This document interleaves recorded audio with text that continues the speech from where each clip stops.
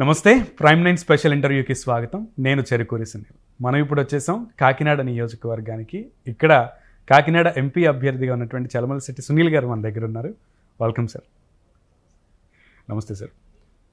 Sir, అధికారం ఎవరికీ శాశ్వతం కాదు. అధికారం కోసం చాలామంది రాజకీయాల్లోకి వస్తుంటారు. అధికారం పక్కన పెట్టి అధికారం కోసం కాకుండా ప్రజాసేవకే పనిచేసే వాళ్ళు కొంతమంది ఉంటారు. ఆ కోవలోకి మీరు వస్తారు. అధికారం వస్తే ఇది చేస్తాం అది చేస్తాం అని చెప్పే వాళ్ళని ఇప్పుడు వరకు చూసాం. అధికారం లేకుండానే మీరు ఇన్నాళ్ళుగా ప్రజాసేవ చేస్తూ వస్తున్నారు. ఏంటి? బేసికల్గా నేను వర్క్ చేస్తున్న బిజినెస్లో కానీ మనకి వీలైనంత వరకు ఎప్పుడు చేస్తూనే ఉన్నాం. అండ్ మన ఆలోచన నేను రాజకీయాల్లోకి రావాలి లేకపోతే పోటీ చేయాలి అని అనుకున్నప్పుడు అప్పుడు కూడా ముఖ్యంగా ఒక అవగాహన ఉన్న వ్యక్తిగా అసలు ఆంటర్ప్రెన్యూర్ నేను ఈ ప్రాంతం మీద ప్రత్యేకమైన అభిమానంతో ఎంతోమంది రాజకీయ నాయకులను చూశాను. నాకు వీళ్ళందరికీ లేని ఆపర్చునిటీ నాకున్నది ఒక ఎక్స్పోజర్ కానీ ఇంటర్నేషనల్ నేషనల్గా అంటే దేశాల్లో విదేశాల్లో నాకున్న పరిచయాలతో ఈ ప్రాంతానికి అందులో ఈ ప్రాంతం అంతా కూడా చాలా అనువైన ప్రాంతం. ఒకటి చాలా స్కోప్ ఉన్నది డెవలప్మెంట్ చేయడానికి, ఒక పెద్ద ఎకనామిక్ సెంటర్గా చేయడానికి పెద్దగా అవకాశం ఉన్న ప్రాంతం. అండ్ రెండవది ఇక్కడ ఉన్న వాళ్ళందరూ చాలా చాలా హాస్పిటబుల్, అందరూ కూడా చాలా గౌరవంగా అండి అంటారు. నాకు తెలిసి ఈ రాష్ట్రంలో ఎక్కడ ఉండదు అలాగా పలకరింపు కూడా. సో ఈ ప్రాంత ప్రజలు కానీ వీళ్ళందరి మీద ఉన్న ప్రేమ అభిమానంతో ఈ ప్రాంతాన్ని అభివృద్ధి చేస్తే ముఖ్యంగా పారిశ్రామికంగా కానీ కాకుండా మీరు పర్యాటకంగా కానీ అలాగే పిల్గ్రిమేజ్ టూరిజం కానీ బాగా పొటెన్షియల్ ఉన్న ప్రాంతం ఇదంతా. నా చిన్నతనం నుంచి కూడా ఈ ఆలోచనలు ఉండేవి. సో నేను విదేశాల్లో లండన్లో అక్కడ ఉన్నప్పుడు కూడా ఎప్పుడు మనం చేస్తున్న యాజ్ ఏ బిజినెస్ మ్యాన్గా కానీ మా పరిధిలో డెఫినెట్గా కొంతమందికో కొన్ని వేల మందికో చేసేది అవకాశం ఉంటుంది కూడా చేస్తూ వచ్చాం. కానీ రాజకీయాల ద్వారా మనం ఒక బాటను వేస్తే అది తర్వాత నా తర్వాత వచ్చే నాయకులు కానీ ఇప్పుడు మీకు చాలా ఇప్పుడు హైదరాబాద్ నగరాలు ఇలాంటివన్నీ కూడా ఎవరో ఒక విజన్తో స్టార్ట్ చేసింది మిగిలిన వాళ్ళు కంటిన్యూ చేస్తూ ఉంటారు. అలాగే కాకినాడ ప్రాంతాన్ని ఒక అభివృద్ధి బాటలో ఒక 5 ఏళ్ళు మనకు అవకాశం వస్తే అభివృద్ధి బాటలో పెట్టి దాని తర్వాత ఎందుకంటే ఆటోమేటిక్గా కంటిన్యూ అయ్యే విధంగా మనం ఆలోచన చేసి ఐ థాట్ ఈ ప్రాంతానికి ఉన్న అవకాశాలన్నీ కూడా మనం చేయొచ్చు అనే ఆలోచనతోనే రావడం జరిగింది. నేను మీకు తెలుసు, మీరు నా మనసు, నన్ను గెలిపించండి, నేను మిమ్మల్ని నడిపిస్తాను. ఈ స్లోగన్లో చాలా అర్థం ఉంది. ఆ స్లోగన్ ఎందుకు పెట్టాలండి? బేసికల్గా నేను చెప్పాను కదండి, ఈ ప్రాంతం అంతా నాకు బాగా తెలిసిన వాడిగా, ఓకే, ఈ ప్రాంతానికి ఏం కావాలి, ప్రజలకు ఏం కావాలో పూర్తిగా అవగాహన ఉన్న వ్యక్తిగా నేను ముందుకు రావడం జరిగింది. కానీ గతంలో నేను పోటీ చేసినప్పుడు ప్రజల్లోకి నా ఆలోచన కానీ నా ఉద్దేశాలు కానీ పూర్తి స్థాయిలో చివరి గడప దాకా తీసుకెళ్ళలేని పరిస్థితి. ఎందుకంటే బట్ ఇవాళ టెక్నాలజీ సాయంతోనో లేకపోతే మా జగన్మోహన్ రెడ్డి గారు క్రియేట్ చేసిన వాలంటీర్ వ్యవస్థ ద్వారానో ప్రతి గడపకి నా ఆలోచనలు కానీ నా ఉద్దేశాలను తీసుకెళ్ళే అవకాశం ఈసారి ఉంది. కాబట్టి మా మేనిఫెస్టోని డిఫరెంట్గా రూపొందించి ఈరోజు ప్రజల్లోకి తీసుకెళ్ళడం జరిగింది. ప్రతి కాన్స్టిట్యున్సీకి ఒక మేనిఫెస్టో ఉంటుంది, స్టిక్ ఆన్ అయి ఉంటుంది. పార్లమెంట్ కాన్స్టిట్యున్సీకి కూడా ఒక మేనిఫెస్టో ఉంటుంది. So as far as you know about parliament constituency, మీరు రూపొందించినటువంటి మేనిఫెస్టో ఏంటి కాకినాడ పార్లమెంట్ నియోజకవర్గ ప్రజల కోసం? ముఖ్యంగా మా మేనిఫెస్టోలో 4 అంశాలను ప్రధానంగా తీసుకున్నాం. ఆ 4 అంశాల్లో ప్రధానంగా మొదటిది కాకినాడ పార్లమెంట్ పరిధంతా చాలా రూరల్ గ్రామాలు ఎక్కువ. ఎందుకంటే ఓన్లీ కాకినాడ కార్పొరేషన్ ఒకటే, మిగిలినవన్నీ కూడా రూరల్ ఎకానమీ. సో దాన్ని దృష్టిలో పెట్టి చిన్నతనం నుంచి ఆ గ్రామాల్లో పెరిగిన వాడిగా మనం ఈ పార్లమెంట్లో ఉన్న 400 గ్రామాలని దత్తత తీసుకుని గ్రామానికి 1 కోటి రూపాయల నిధులతో గ్రామాలని అభివృద్ధి చేయాలన్న ఆలోచన అది మేనిఫెస్టోలో పెట్టడం జరిగింది అన్నమాట. ఎందుకంటే ఒకవేళ ఎలక్షన్ లేకపోతే గతం మాదిరిగా, ఎందుకంటే మనం గత 15 ఏళ్ళుగా కూడా మా వ్యాపారం కానీ మా సంస్థలు కానీ అభివృద్ధి చెందుతూ ఈ రోజున ఈ మాదిరిగా చేసే అవకాశాలు కూడా మనకి రావడంతో ఈ ఎలక్షన్లో ప్రత్యేకించి, ఎందుకంటే ఈ మధ్యన ఎవరు అడగడం జరిగింది, బ్రదర్ గతంలో కూడా ఈ మాదిరిగా చెప్పేసిండి అప్పుడే గెలిచేవాడు అని. అప్పుడు పరిస్థితులు వేరు, ఇవాళ పరిస్థితులు వేరు. ఇవాళ చేయగలిగే పరిస్థితులు ఇప్పుడు మీకు అంత ఫ్రీక్వెన్సీ వచ్చిందంటారు? ఫ్రీక్వెన్సీ కాకుండా ఇప్పుడు ఆ మాదిరిగా డబ్బులు ఖర్చు పెట్టేది కానీ సిఎస్ఆర్ ఫండ్స్ తెచ్చే అవకాశం, బికాజ్ ఇవాళ మన పరిధి పెరిగింది కానీ అలాగే కంపెనీ సైజులు పెరిగినాయి, వ్యాపారం పెరిగింది. సో దాని మీద అవి చేసుకునే అవకాశాలు ఈసారి ఉన్నట్టు గతంలో లేవు. యా, ముఖ్యంగా రాజమండ్రి అలాగే ఈ గ్రామాలని అభివృద్ధి చేయాలని ఆలోచన ఒకటి జరిగింది. రెండవది, ఈ కాకినాడ పార్లమెంట్ పరిధిలో చాలామంది యువకులు ఇక్కడ కాలేజీలు చాలా ఎక్కువ, ఎడ్యుకేషన్ ఇన్స్టిట్యూట్స్ ఎక్కువ, దానివలన చాలామంది పెద్ద ఎత్తున గ్రాడ్యుయేట్ అవుతూ ఉంటారు. అలాగే ఐటీఐ కాలేజ్ చాలా ఉన్నాయి, పాలిటెక్నిక్ ఉన్నాయి. ఇలా రకరకాల చదువులు చదివి ఉద్యోగ అవకాశాల కోసం ఎదుగుతూ ఉంటారు. ఎందుకంటే గడిచిన 15 సంవత్సరాల్లో మా సంస్థల్లోనే ఆల్మోస్ట్ ఇంచుమించు 3,000 మంది పనిచేస్తున్నారు. అదే, కానీ ఈసారి ఎలక్షన్స్లో మేనిఫెస్టోలో రూపొందించి రేపు నేను ఎంపీగా గెలిచిన తర్వాత కాకినాడలో ఒక ఇంక్యుబేషన్ సెంటర్ పెట్టి ఒక స్టార్టప్ ఫండ్ని, ఒక 100 కోట్లతో స్టార్టప్ ఫండ్ అని ఒక నిధిని 100 కోట్లతో పెట్టి ఇలాంటి చిన్న మధ్యతరహా ఐడియాస్తో వచ్చిన యువకులను ఎంకరేజ్ చేసి వాళ్ళకి పూర్తి సహాయ సహకారాలు అందించి అట్లో పెట్టుబడి పెట్టి రాబోయే 5 సంవత్సరాల్లో ఒక 100 చిన్న తరహా మధ్య తరహా పరిశ్రమల్ని ఈ ప్రాంతంలో పెట్టి వాళ్ళ ద్వారా కూడా ఉద్యోగ అవకాశాలు తీసుకొచ్చే విధంగా కూడా ఆలోచన చేయటం జరిగింది. ఈ 4 మేనిఫెస్టోలో పెట్టిన 4 అంశాలని కూడా పూర్తి స్థాయిలో రాబోయే 5 ఏళ్ళు అమలు పరిస్తే నాకు తెలిసి ఏ ఎంపీ అభ్యర్థి భారతదేశంలో ఈ మాదిరి మేనిఫెస్టోని అనౌన్స్ చేసిన దాఖలాలు లేవు.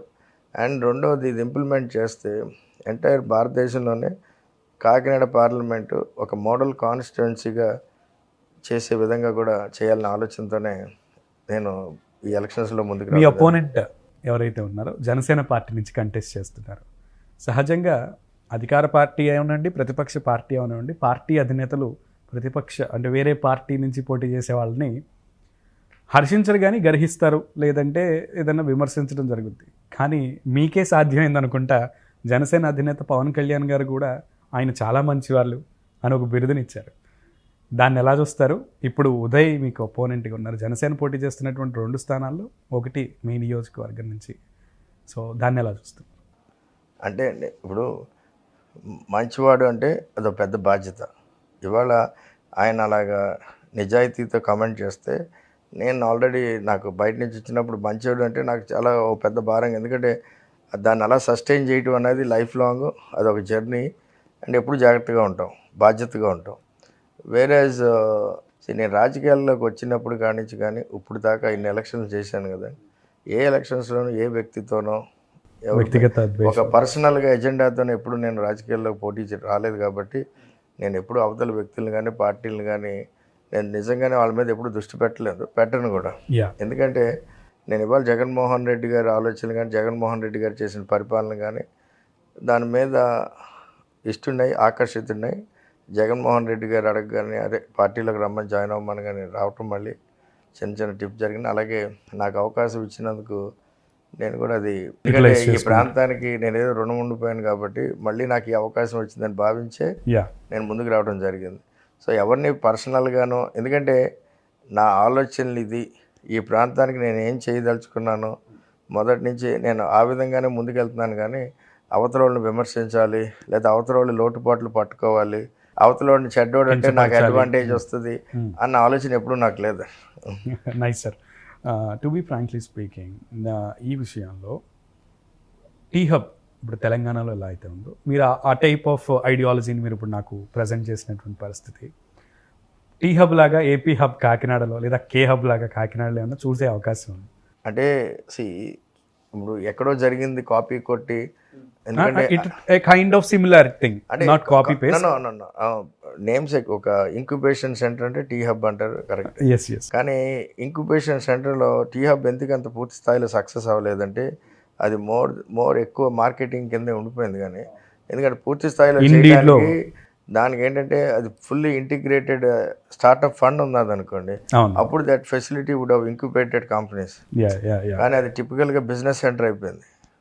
అంటే నా ఉద్దేశ ప్రకారం ఇప్పుడు మీరు అదే వాళ్ళ దగ్గర 400 కోట్లు పెట్టి కట్టిన బిల్డింగ్కి ఒక 500 కోట్లు ఫండ్ ఉందనుకోండి, దెన్ అది పూర్తి స్థాయిలో ఇంటిగ్రేట్ అయ్యి మీకు సిలికాన్ వ్యాలీలో ఎలా ఉంటాయి, లేకపోతే యూరోప్లో ఎలా ఉంటాయంటే ఈ ఇంక్యుబేషన్ సెంటర్స్ అవన్నీ they come with one startup fund part of. So అందుకనే చాలామంది ఐడియాస్కి ఒక ఐడియాస్ ఫ్యాక్టరీ కింద ఉంటాయి అండ్ గో టు మార్కెట్ చేయటం ఇవన్నీ. సో కాకినాడలో ఆ స్థాయిలో అంత పెద్దది చేయకపోయినా బట్ మోర్ ప్రొడక్టివ్గా ఈ ప్రాంతానికి సంబంధించిన వ్యాపారాలు ఏదైతే ఈ బిజినెస్ ఐడియాస్తో జనాలు ఒకటి ఈ ప్రాంతానికి ఉపయోగపడేది, రెండు ఈ ప్రాంతం నుంచి ఇతర ప్రాంతాలకు ఎక్స్పోర్ట్ చేయగలిగేవి పొటెన్షియల్ ఉన్న బిజినెసెస్లో పెట్టుబడి పెట్టిస్తే ఇక్కడ వనరులు చాలా వరకు ఇక్కడే ఉంటాయి అందుబాటులో. అండ్ రెండవది ఇక్కడ ఉద్యోగ అవకాశాలు కూడా వీటి ద్వారా కూడా పెరుగుతాయని చెప్పి ఆలోచన చేశారు. సునీల్ గారు రాజకీయాలకు అతీతంగా సేవ చేశారు, పార్టీలకు అతీతంగా పనిచేశారు ప్రజల కోసం. ఇప్పుడు ఒక పార్టీ జెండా మోస్తూ ప్రజల్లోకి వెళ్తున్నారు. ఆల్రెడీ 5 పర్యాయాలు ఉన్నది కూడా మీ పార్టీ అభ్యర్థినే, మొన్నటిదాకా అధికారంలో ఉన్న సిట్టింగ్ ఎంపీ. సో ప్రజల్లోకి మీరు వెళ్తున్నప్పుడు అభ్యర్థి మారారు, కానీ పార్టీ పట్ల, గత అభ్యర్థిని పట్ల మీరు ప్రజల నుంచి లభించినటువంటి స్పందన ఏ విధంగా ఉంది? అండ్ మీరు ఇప్పుడు వెళ్తున్నప్పుడు మీ పరంగా మీకు వచ్చినటువంటి స్పందన? ముఖ్యంగా అండి, నాకు ప్రచారంలోకి వెళ్ళినప్పుడే first hand experience Jaganmohan Reddy గారు పరిపాలన మీద కానీ, ఆయన చేసిన గొప్ప సంక్షేమ కార్యక్రమాలు కానీ ఏ మాదిరిగా ప్రజలకు, పేద కుటుంబాలకు రీచ్ అయిన ఉపయోగపడి అన్నది కూడా నేను గడిచిన 65-70 రోజుల్లో నాకు ఫస్ట్ హ్యాండ్ ఎక్స్పీరియన్స్ వచ్చింది. ఎందుకంటే నేను నిన్నే జగన్మోహన్ రెడ్డి గారికి కూడా చెప్పడం జరిగింది. ఎందుకంటే నాకు తెలిసి చరిత్రలో ఏ ముఖ్యమంత్రి ఎవరు ఎప్పుడు చేయని విధంగా జగన్మోహన్ రెడ్డి గారి ఆలోచనతో చేసిన సంక్షేమ కార్యక్రమాలు కానీ, ఏ విధంగా అయితే అభివృద్ధి కార్యక్రమాలు కూడా ఆయన చేపట్టారో, అది నాకు తెలిసి ఇన్ని రాష్ట్రాల్లో ఇంతమంది ముఖ్యమంత్రులు ఉన్నారు, లేదా మన రాష్ట్రంలోనే గతంలో రాజశేఖర్ రెడ్డి గారు 10 అడుగులు వేస్తే జగన్మోహన్ రెడ్డి గారు 40 అడుగులు ముందుకు వేసిన పరిస్థితుల్ని మీరు చూస్తున్నారు. ఎందుకంటే ఇవాళ ఈ రాష్ట్రంలో పేదరికాన్ని శాశ్వతంగా నిర్మూలించాలి అనే లక్ష్యంతో, ఆలోచనతో జగన్మోహన్ రెడ్డి గారు గొప్ప సంక్షేమ కార్యక్రమాలని భారతదేశంలో ఏ రాష్ట్రం ఎప్పుడు ఇవ్వని విధంగా 2,77,000 కోట్లు డైరెక్ట్ డెబిట్ ద్వారా, ఒక వాలంటీర్ వ్యవస్థ ద్వారా ఈ రోజున ఏమాత్రం అవినీతికి తావు లేకుండా ప్రతి గడపకి అందించిన వైనాన్ని చూస్తే, ఎందుకంటే నేను ఫస్ట్ టైం ఈ ఎలక్షన్ క్యాంపెయిన్లోనే ప్రతి గడపకి గ్రామాల్లో వెళ్ళినప్పుడు ప్రతిసారి నాకు ఎదురయ్యాయి గతంలో. ఏంటి, నాకు రేషన్ కార్డ్ సమస్య ఉందండి, ఇల్లు పట్టా సమస్య ఉందండి, ఇలాగా లేకపోతే మెడికల్ సమస్యతోనో ఏదో ఒక సమస్యలతో నాకు ఎదురయ్యే పరిస్థితులు ఉండేవి. కానీ మొట్టమొదటిగా ఈసారి నేను ఇన్ని రోజుల్లో కూడా ఏ రోజున ఇలాంటి సమస్యలతో ఎవరు ముందుకు రాలేదు. సార్, జనరల్గా ట్విన్ సిటీస్ అంటే మనకి సికింద్రాబాద్, హైదరాబాద్ గుర్తొస్తూ ఉంటుంది. కానీ మార్గాన్ భరత్ గారు, రాజమండ్రి ఎంపీ, ఒక ఐడియాలజీని తీసుకొచ్చారు. That to 60 to 70 kilometres distance ఉన్నటువంటి రాజమండ్రిని, కాకినాడని ట్విన్ సిటీస్గా డెవలప్ చేయాలి అనే థాట్ ఆయన ఎక్స్ప్రెస్ చేశారు. ఆయనకు ఉంది అని. వై నాట్ పాసిబుల్ అనేది ఆయన philosophy, tag line. Is it possible? Very much possible. How is it possible? బేసికల్గా ఏం లేదండి, ఆయన ఏ మాదిరిగా ఆలోచన చేశారో నేను డిస్కస్ చేయలేదు. కానీ బట్ ఈ 60-70 కిలోమీటర్ల ప్రాంతంలో చాలా చాలా ఇండస్ట్రియల్ పొటెన్షియల్ ల్యాండ్స్ ఉన్నాయి. సో అట్లన్నిటినీ కూడా మీరు డెవలప్ చేసుకుంటే ఏమవుతుంది, ఓ పెద్ద ఇండస్ట్రీ వచ్చింది అనుకోండి, దాని చుట్టూతో రెసిడెన్షియల్, కమర్షియల్ వస్తాయి. సో అలాగా ఒక 10-15 ఏళ్ళకి ఈ రెండు ట్విన్ సిటీస్గా కలిసిపోయే పరిస్థితులు రావచ్చు. ఎందుకంటే ఆ పొటెన్షియల్ ఉంది కాబట్టి. మీకు ఎప్పుడైతే కనెక్టివిటీ, 4 లైన్ కనెక్టివిటీ, 6 లైన్ కనెక్టివిటీగా మారుతుందో ఈ పోర్టుల గురించి, వీటి గురించి. సో ఇవాళ మీకు Rajahmundry airport is the nearest airport కాకినాడకి. సో కనెక్టివిటీ రోడ్ని ఎప్పుడు గంటలో ఇక్కడికి వచ్చేయగలిగే పరిస్థితులు ఉంటే, ఎనీ మహానగరాల్లో airport to the city centre గంట పట్టేస్తుంది. సో అదే మాదిరిగా ఉంటుంది. అండ్ రెండోది, ఇప్పుడు రాజమండ్రికి దీనికి ఒక ఇంటిగ్రేటెడ్ కాంప్రహెన్సివ్ అంటే టూరిజం కారిడార్ లాగా టూరిజం ఉన్నది. రాజమండ్రి ప్రాంతం అంతా కూడా గోదావరి బేస్ చేసుకుని గోదావరి టూరిజంకి చాలా అనువైన ప్రాంతం. అలాగే కాకినాడ అనుకోండి, మీకు బీచ్, కోస్టల్ టూరిజంకి బాగా పొటెన్షియల్ ఉన్న ప్లేస్. అలాగే రాజమండ్రి కాకినాడకి మధ్యలో మీకు కొంత అడవులు కానీ లేకపోతే, సో ఇవన్నీ కూడా కలుపుకుని ఇంటిగ్రేట్, అంటే ఒక మాస్టర్ ప్లాన్ చేస్తే 10-15 ఏళ్లలో సాధించదగ్గ ఆలోచన ఇది. ఈ నియోజకవర్గాలు, ముఖ్యంగా మీ కాన్స్టిట్యున్సీలో ఉన్న 7 నియోజకవర్గాలు గతంలో అత్యధికంగా వైసీపీ పార్టీ స్థానాలను సంపాదించినటువంటి పరిస్థితి. అప్పుడున్నటువంటి పరిస్థితి వేరు. Jagan versus Chandrababu versus Pawan Kalyan. కానీ ఇప్పుడున్న పరిస్థితి వేరు sir. Jagan versus Chandrababu plus Pawan Kalyan plus Narendra Modi garu, దీన్ని ఎలా చూస్తారు? మేము గతంలో 2014లో కూడా ఇదే కాంబినేషన్లో అవును. పోటీ చేసాం. అప్పుడు డిఫరెన్స్ ఏంటంటే అప్పుడు పొత్తులో 3 పార్టీలు ఉన్నాయి అండ్ కాంగ్రెస్ పార్టీ ఉండేది అండ్ మేము పోటీ చేసాం. సో అప్పుడు కూడా మీరు చూసుకుంటే అప్పుడు జగన్మోహన్ రెడ్డి గారి పరిపాలన లేదు. అప్పుడు పవన్ కళ్యాణ్ గారు కూడా పోటీ జగన్మోహన్ రెడ్డి గారు ఇది లేదు. పవన్ కళ్యాణ్ గారు పోటీ చేయకపోయినా పూర్తి స్థాయి మద్దతుతోనే ఆ రోజున 100% నడిచింది. సో ఈ రోజు పొత్తు కన్నా ఆ రోజు పొత్తే బలంగా ఉందని నేను అనుకుంటాను. ఎందుకంటే ఇవాళ ఈయన కూడా సీట్లు తీసుకుంటాం వలన ఎక్కడ కొంచెం గజిబిజి డిస్టర్బెన్స్ అయింది. కానీ గతంలోనే ఈ పొత్తు ఈ ఎన్డీఏ అది ఏదైతే పొత్తుగా వచ్చారో అప్పుడు గతంలోనే స్ట్రాంగ్ ఉన్నది నా బిలీఫ్. ఓటమి ఎప్పుడు కూడా మిమ్మల్ని నిరుత్సాహపరచలేదు సార్. బీయింగ్ అన్ ఎంటర్ప్రెన్యూర్ చాలా ఆటపోట్లు ఎదుర్కొని ఉంటారు. బట్ రాజకీయాలకు వచ్చేసరికి అది కంప్లీట్గా డిఫరెంట్ థింగ్. కానీ ఈ రాజకీయాల్లో ఓటమి ఎప్పుడు కూడా మిమ్మల్ని నిరుత్సాహపరచలేదా? లేదండి. ఫర్ మీ రాజకీయాలే కాదు, మనకి ఏ పని చేసినా ఇష్టంతో పని చేసాం అనుకోండి, ఆ ఇష్టంలో పని చేసేటప్పుడు ఓటమి ఈజ్ ఒక లెసన్ నేర్చుకుంటూ ఉంటాం. అల్టిమేట్గా గెలుసు. ఈవెన్ స్పోర్ట్స్ అన్న అంతే, before you win a medal you have to lose. So నాకేంటంటే ఇది ప్రతి 5 సంవత్సరాలకు వచ్చే ఒక ఒలింపిక్స్ మాదిరిగా ఉంటుంది. ఆ ఒలింపిక్స్లో అదొక పెద్ద ఈవెంట్. ఒలింపిక్స్లోకి వెళ్ళటం అంటేనే అదొక పెద్ద అచీవ్మెంట్. అంటే ఈరోజు సీటు తెచ్చుకుని ఎంపీగా ఉండటమే అదొక పెద్ద ఈవెంట్. సో ఆ ఈవెంట్లో ప్రతిసారి నేను అన్ఫార్చునేట్గా సిల్వర్ మెడల్తో ఎండప్ అవుతున్నాను, కానీ ప్రతి ఈవెంట్లోనూ నేను గెలుస్తూనే ఉన్నాను. ఎందుకంటే ఇంతమంది ప్రజల్లో మన్నలు పొందటం అంటే ఇట్స్ నాట్ ఈజీ. రేపొద్దున నన్ను గెలిపించి నాకు ఇస్తే బాధ్యతని రేపొద్దున రాబోయే 5 సంవత్సరాలు మేనిఫెస్టో చేయడానికి that is the biggest sacrifice in life. So అంత సాక్రిఫైస్ చేయడానికి ముందుకు వచ్చినప్పుడు అవకాశం వస్తే చేయడానికి సిద్ధంగా ఉండే మనం ఎంత దూరం ట్రావెల్ చేయాలి. ఎస్, ఒక టిపికల్ క్వశ్చన్. పవన్ కళ్యాణ్ గారు మిమ్మల్ని, వంగా గీతా గారిని ఇద్దరిని గెలుపోవటములు పక్కన పెట్టేస్తే ఇంకా అసలు ఎలక్షన్స్ కూడా జరగలేదు, అప్పుడే మిమ్మల్ని ఆహ్వానించేసినటువంటి పరిస్థితి ఉంది వాళ్ళ పార్టీలోకి. ఇఫ్ ఇన్ కేస్ మీరు టీడీపీ పార్టీ నుంచే ఇందులోకి వచ్చారు కాబట్టి, ఇఫ్ ఇన్ కేస్ మీరు గెలిచి కాకినాడ నుంచి మీరు గెలిచి రేపొద్దున కూటమి కనుక అధికారంలోకి వస్తే పరిస్థితి ఏంటి సార్? ఆ ఆహ్వానాన్ని మన్నిస్తారా లేదు తిరస్కరిస్తారా? లేదు, 100% తిరస్కరిస్తాం. ఎందుకంటే గతంలో జరిగింది వేరే సందర్భాల్లో. ఎందుకంటే నేను ప్రజారాజ్యంలో పోటీ చేసినప్పుడు ప్రజారాజ్యం పార్టీనే లేకుండా ఉన్న పరిస్థితులు. సో తర్వాత నాకు మళ్ళీ జగన్మోహన్ రెడ్డి గారు అవకాశం వచ్చి తీసుకున్నాడు. నేను 14 ఎలక్షన్ చేశాను, 18లో కూడా చివరిదాకా జగన్ గారితోనే ఉన్నాను. చివరిలో నాకు పర్సనల్గా కొన్ని ఇష్యూస్ వచ్చి తప్పుకొని పోటీ చేయకూడదు అనుకున్న ఆఖరి నిమిషంలో మళ్ళీ కొన్ని సందర్భాలు. సో ఆ 45 రోజులు మాత్రమే నేను పార్టీలో ఉన్నాను. కానీ బట్ అదర్వైజ్ ఇప్పుడు దాకా జరిగిన మెజారిటీ టైం నేను జగన్ గారితోనే ట్రావెల్ చేశాను, వైసీపీ పార్టీలోనే ఉన్నాను. సో ఇవాళ ఈ ఎలక్షన్స్లో నేను గెలుస్తాను పూర్తి విశ్వాసంతో ఉంది. గెలిపోవటంతో ఇది లేకుండా కూడా నేను చివరిదాకా, అంటే నేను నా తర్వాత నా కొడుకు నా కూతురు అన్న ఆలోచన అయితే లేదు. కానీ నేను ఈ పొజిషన్లో అంటే ఈ 5 ఏళ్ళు నేను చెప్పిన మేనిఫెస్టోని డెలివర్ చేసి అందరూ అంటే ఏ మాదిరిగా ఇవాళ అందరూ నా మీద నమ్మకంతో నాకు ఓట్లేసి ఇప్పుడు గెలిపించాలని ఆలోచన చేశారు.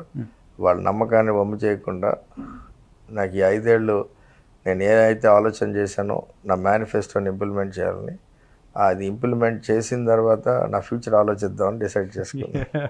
So nice to hear sir. అయితే ఈ 5 ఏళ్ళు అనేది చాలా స్మాల్ థింగ్. మీరు చెప్పినటువంటి మేనిఫెస్టోకి చాలా మినిమం టర్మ్ అని చెప్పాలి. బికాస్ 15 years ప్లాన్ చెప్పారు మీరు, బట్ మనకి ఇచ్చేది 5 years టర్మే. సో ఈ 5 years టర్మ్లో ఎంతవరకు ఇంప్లిమెంట్ చేద్దామని అనుకుంటున్నారు? అంటే how much possible? For example నా మేనిఫెస్టోలో ఫస్ట్ పాయింట్ ఉందండి, 400 crores అంటే సంవత్సరానికి 80 కోట్లు ఖర్చు పెట్టాలి. సో అలాగే ఇవన్నీ కూడా ఇమీడియట్గా ఈ 5 ఏళ్లలో సాధ్యం అయ్యే పనులకే నేను ఆలోచన చేసి మేనిఫెస్టోని రూపొందించడం జరిగింది. జాబ్స్ ఉన్నాయి. ఇవాళ మీకు ప్రపంచం అంతా కొన్ని లక్షల జాబ్స్ ఉన్నాయి. For example Germany, Italian government Indian గవర్నమెంట్ని వాళ్ళకి ఇమీడియట్గా 2.5 లక్షల నర్సులు కావాలని, 2.5 lakh నర్సెస్ కావాలని MOU చేయడం జరిగింది. అవును, రిక్రూట్స్ కూడా జరుగుతున్నాయి. సో అలాగా రకరకాల ఫీల్డ్లో ప్లంబర్స్ కావాలి, ఎలక్ట్రీషియన్స్ కావాలి. It's not just man power man power huge మాట. స్కిల్డ్ మ్యాన్ పవర్కి ప్రపంచం అంతా హ్యూజ్ డిమాండ్. ఫెసిలిటీ మేనేజ్మెంట్ సర్వీసెస్లో కొన్ని వేల మందికి ఉన్నాయి అవకాశాలు. కానీ ఇవన్నీ మనకి ఇక్కడ ఉన్న యువత మన భారతదేశం ఇదొకటే కంట్రీ దేశం వేర్ మనకి 50% మంది below around 30 years of age ఉన్న దేశం. అవును. సో ఈ వనర్లీ హ్యూమన్ రిసోర్స్ని మనం స్కిల్డ్ హ్యూమన్ రిసోర్స్గా కన్వర్ట్ చేస్తే మన దేశం డెఫినెట్గా ప్రపంచంలో అగ్రగామి దేశంగా ఉంటుందంటానికి సందేహం లేదు. ఎందుకంటే మన కేంద్ర ప్రభుత్వం మోడీ గారు కూడా గత 5 ఏళ్ల నుంచి కూడా ఆలోచనతో పుష్ చేస్తూ ఉన్నారు. కానీ 10 ఏళ్ళ నుంచి కానీ బట్ ఎప్పుడైతే మీకు సరైన విజనరీ లీడర్షిప్ ఉన్నదో, ఇప్పుడు జగన్మోహన్ రెడ్డి గారు ఉన్నారు, ఆయన ఈ రాష్ట్రాన్ని ఒక బేసిక్ ఫౌండేషన్ పారిశ్రామికంగా ఎవరు చేయని విధంగా వేశారు ఆయన. ఎందుకంటే గ్రీన్ ఎనర్జీ ఉన్నది. ఆయన ఒక పాలసీ ద్వారా ఈ రాష్ట్రంలో ఏ రాష్ట్రంలో లేని విధంగా హైయెస్ట్ గ్రీన్ ఎనర్జీ ప్రొడక్షన్ స్టేట్గా ఆంధ్ర రాష్ట్రానికి, అంటే స్పెషల్ స్టేటస్ కన్నా green tax status at least, because అది మన చేతుల్లో లేనిది స్పెషల్ స్టేటస్ అన్నది. వేరే గ్రీన్ ట్యాక్స్ని ఎందుకంటే ఇంచుమించు అదే రీతిలో లాభం పొందే విధంగా, అంటే కమర్షియల్లీ ఎకనామికల్లీ ఇన్కమ్ జనరేట్ జరిగే విధంగా కూడా జగన్మోహన్ రెడ్డి గారు ఆలోచన చేసి ఈ రోజున ఈ రాష్ట్రంలో భారీగా పెట్టుబడులు గ్రీన్ ఎనర్జీలో వచ్చే విధంగా ఆలోచన చేయటం ఒకటి. రెండోది, ఎప్పుడైతే మీకు అంత గ్రీన్ ఎనర్జీ అవైలబిలిటీలోకి వస్తుందో దాన్ని ఆధారిత మ్యానుఫ్యాక్చరింగ్ ఇండస్ట్రీని ఇక్కడ పెట్టించి ఆటోమేటిక్గా వస్తాడు. బికాజ్ మన దగ్గర పోర్ట్స్ ఉన్నాయి. ఇక్కడ దాన్ని ఆధారితంగా మ్యానుఫ్యాక్చర్ చేసి యూరోప్కి, యూఎస్కి, జపాన్కి అలాంటి దేశాలకు ఎక్స్పోర్ట్ చేస్తే వాళ్ళకి ప్రస్తుతం ఎక్స్పోర్ట్ చేసే చైనా నుంచి కానీ, వియత్నాం నుంచి కానీ, ఈ దేశాల నుంచి ఎక్స్పోర్ట్ చేస్తున్నప్పుడు యూరోప్ కానీ వీటికి కార్బన్ ట్యాక్స్ అని ఒక కొత్తగా ట్యాక్స్ వేస్తున్నారు. ఓకే. వేరేజ్ మీరు ఈ గ్రీన్ ఎనర్జీని ఉపయోగించి ప్రొడ్యూస్ చేసే వాటికి ఆ గ్రీన్ ట్యాక్స్ అంటూ ఉండదు. అంటే ఆ కార్బన్ ట్యాక్స్ అంటూ ఉండదన్నమాట. You can avoid that. So అప్పుడు ఏమవుతుంది, ఇక్కడి నుంచి అయ్యే ఉత్పత్తులు చాలా లాభసాటిగా ఉంటాయి. సో మనం వెళ్ళి ఎవరిని అర్జీ పెట్టుకోక్కర్లేదు. వాళ్ళే ఆంధ్ర రాష్ట్రం చాలా స్ట్రాటజిక్గా వండర్ఫుల్ లొకేషన్ అని చెప్పి విదేశాల నుంచి కూడా పెట్టుబడులు ఇక్కడికి వచ్చి ఇక్కడే మ్యానుఫ్యాక్చరింగ్ జరిగే అవకాశం రాబోయే రోజుల్లో దండిగా ఉంది. ఎస్, ఇంత నాలెడ్జ్ ఉంది, ఇంత ఎక్నాలెడ్జ్మెంట్తో మాట్లాడుతున్నారు. కానీ ఒక ప్రక్కన మీ కూటమి వాళ్ళేమో లక్షల మెజారిటీ చెప్తున్నారు. మీరేమో గతంలో మినిమం ఓట్తో ఓడిపోయినటువంటి పరిస్థితి 3000 4000తో సిల్వర్ మెడల్ గెలుచుకున్నారు as of your language. So ఈసారి గోల్డ్ మెడల్ టార్గెట్ చేశారు. ఇప్పుడు వాళ్ళకి ఏం చెప్తారు? వాళ్ళ వైపు ఉన్న ప్రజల్ని మీ వైపు తిప్పుకోవడానికి ఏం చెప్తారు? ఇవాళ ఒకటండి, నేను గతంలో పోటీ చేసిన పార్టీల వలన కానీ, గతంలో పోటీ చేసిన పరిస్థితుల్లో కానీ, ఇవాళ ఈ కాకినాడ పార్లమెంట్ పరిధిలో ఉన్న అందరూ రాజకీయంగా చైతన్యంగా ఉన్న అన్ని కార్యకర్తలకి, అందరు నాయకులకి నేను చాలా దగ్గరగా తెలుసు. సో నా క్యారెక్టర్ ఏంటో తెలుసు, నా వ్యక్తిత్వం ఏంటో తెలుసు, నా ఆలోచన ఏంటో తెలుసు. అదే పెద్ద పెట్టుబడి. ఈ లాస్ట్ 15 ఏళ్ళుగా నా నడవడికే నా పెట్టుబడి. నేను ఒక సానుభూతి అనేది కూడా రాజకీయ నాయకులకి చాలా ఈసారి అది వర్కౌట్ అయ్యే అవకాశం ఉందంటారా? అంటే అందరూ బయట చెప్తుంటే వర్కౌట్ అవుతుందని అనిపిస్తుంది. సో అదే అంటున్నానండి, ఇవాళ సానుభూతి రావాలన్నా, మన మీద నమ్మకం రావాలన్నా మన నడవడికని బట్టే వస్తుంది. సో ఇవాళ ఇంత ఎత్తున జనాలందరికీ తెలుసు కాబట్టి, సో తప్పకుండా అదంతా కూడా పెట్టుబడిగానే చూసి రేపు జరిగే ఎలక్షన్ల మే 11 తప్పకుండా నాకు పెద్ద ఎత్తున ఎవరు ఊహించిన విధంగా కాకినాడ పార్లమెంట్లో భారీ మెజారిటీ ఇస్తారు అని నమ్ముతున్నాను. ఎప్పుడు అనుకుంటున్నారు నామినేషన్? 25th morning 11:48. ఎంత ఎక్స్పెక్ట్ చేస్తున్నారు? క్రౌడ్ అండి, అంటే ఇప్పుడే ఇంకా అందరికి నామినేషన్ ఈజ్ ఇట్ సెల్ఫ్ రిప్లేకా కదా ఫర్ ద విన్నింగ్. సో అది ఒక పెద్ద గ్రాండ్ సెరమనీ లాగా చూస్తారు కదా. మీకు సపోర్ట్ ఇచ్చేటువంటి గణం మీ వెనక ఇంత గణంతో నామినేషన్ వేశారు అంటే ఈ మధ్యన చాలా పాపులర్ అయిపోయింది. అంటే ఇప్పుడు పాపులర్ అంటే హౌ యూ రీడ్ ఇట్. ఎందుకంటే గతంలో నేను 3 సార్లు చేశాను, 3 సార్లు భారీగా వెళ్ళి నామినేషన్ వేసాను. అప్పుడు సిల్వర్ మెడల్ దాకా వచ్చి ఆగిపోయాను.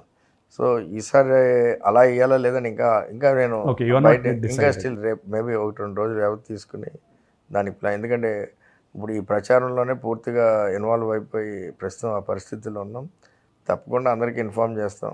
అండ్ ఇవాళ వాళ్ళ ఆశీర్వాదం కోరటం జరుగుతుంది, వాళ్ళ దీవెనలు కోరటం తప్పకుండా పెద్ద ఎత్తున. ఫైనల్గా ఒక్క క్వశ్చన్ అడిగి ముగిస్తాను. మీ పక్కన జగన్మోహన్ రెడ్డి గారు ఉన్నారు, మీ వెనక ధైర్యంగా. మీకు ఈ సీట్ అనౌన్స్ చేసినప్పుడు అది చాలా గొప్ప విషయం అని మీరు చెప్పారు. అంటే ఒక సీట్ని సంపాదించుకోవడం within short time, within no time సంపాదించుకోవడం అనేది అదొక మంచి అవకాశం అని చెప్పారు. ఆయన మీకు సీట్ అనౌన్స్ చేసి, మీకు సీట్ ఆఫర్ చేసి, మీరు ఇక్కడి నుంచి పోటీ చేయాలి మన పార్టీ నుంచి అని చెప్పినప్పుడు మీకు ఆయన ఇచ్చినటువంటి భరోసా ఏంటి, అండ్ ఆయన మీకు ఇచ్చినటువంటి సపోర్ట్ ఏంటి, ప్రజలకు మీ ద్వారా ప్రజలకు ఏం చెప్పమన్నారు? ఆయన ఒకటే అండి, నన్ను పోటీ చేయమన్నప్పుడు నీలాంటి వ్యక్తి ఆ ప్రాంతానికి అవసరం అని చెప్పడం జరిగింది. దట్ వన్ లైనర్ చాలా పవర్ఫుల్ వన్ లైనర్, చాలా డీప్ అర్థం ఉన్న వన్ లైనర్గా నేను భావించాను ఆ రోజున. ఎందుకంటే నేను ఈసారి చేయాలా వద్దన్న ఆలోచనలో ఉన్నప్పుడు. సో ఆయన అంత నా మీద నమ్మకంతో అది భరోసా, భారం అన్నిటిగా ట్రీట్ చేయొచ్చు, అండ్ బాధ్యతగా కూడా. ఎందుకంటే అది ఆయన నా మీద పెట్టిన బాధ్యతగా ఫీల్ అవుతుంది. అండ్ రెండు, నాకు భరోసా ఏంటంటే, ఏ విధంగా భరోసా అంటే జగన్మోహన్ రెడ్డి గారి పరిపాలనే నాకు భరోసా. ఆల్రెడీ 80% క్యాంపెయినింగ్ కూడా అయిపోయింది. ఆయన ఏ మాదిరిగా అయితే ఈ సంక్షేమాన్ని అందించారో, ఏ మాదిరిగా అభివృద్ధి పదంలో ఇవన్నీ ప్రాజెక్టులు కడతా ఉన్నారో, ఎందుకంటే ప్రతిపక్షాలు క్రిటిసిజం చూశారనుకోండి, గత 4 ఏళ్ళుగా కానీ ఇప్పుడు ఎలక్షన్ దగ్గర చేసి కానీ ఎక్కడ కన్స్ట్రక్టివ్గా లేదు.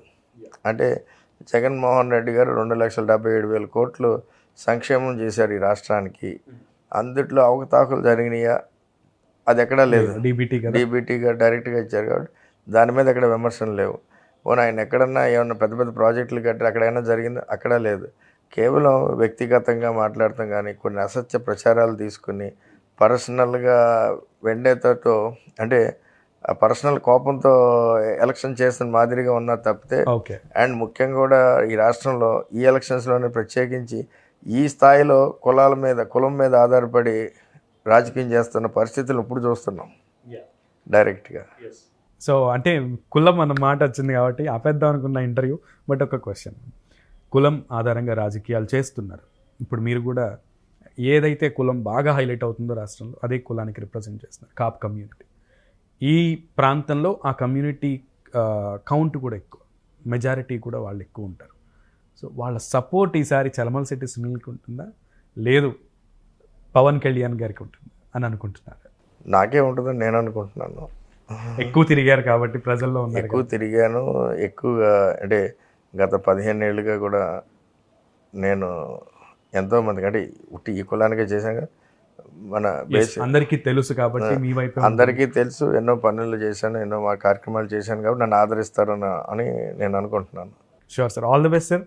అండ్ ఇంత అమూల్యమైన టైంని మాకు కేటాయించి ఇంత విపులంగా ప్రతిదీ కూడా విశ్లేషణాత్మకంగా వివరించినందుకు ధన్యవాదాలు. ఇది ఇవాల్టి స్పెషల్ ఇంటర్వ్యూ. ఈసారి ఖచ్చితంగా గోల్డ్ మెడల్ సాధించడమే ధ్యేయంగా పనిచేస్తున్నాను. పర్సనల్ ఎజెండాలు ఏమీ లేవు, ఎవరిని విమర్శించదలుచుకోలేదు. నా అజెండా, నా జెండా ప్రజాభివృద్ధి కోసం పనిచేయడమే, వాళ్ళకి యువతకి ఉపాధి కల్పించడమే మా బాధ్యతగా ముందుకు వెళ్తాం. దీనికోసం చౌకబారు రాజకీయాలు చేయాలన్న ఉద్దేశం అయితే లేదు. ప్రజలకు నేనేం చేస్తానో చెప్తాను, అది చూసే ప్రజలు ఓటేస్తారని నమ్ముతున్నాను అంటూ కూడా చలమలశెట్టి సునీల్ గారు చెప్తున్నారు. ఇది ఇక్కడున్న తాజా పరిస్థితి. థ్యాంక్ యూ సార్, నమస్తే. మరో ఇంటర్వ్యూలో మళ్ళీ కలుద్దాం. Thank you.